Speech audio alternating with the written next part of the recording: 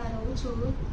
મારા 6 મહિનાથી પગ દુખતો હતો અને મને નીલમ બેન શાહ કરીને અહીંયા મારુતિ ઓર્થોપેડિક હોસ્પિટલમાં 2 પગનું ઓપરેશન કરાવી ગયા હતા અને મને સલાહ આપી હતી એમણે કે અહીંયા સારું થાય છે.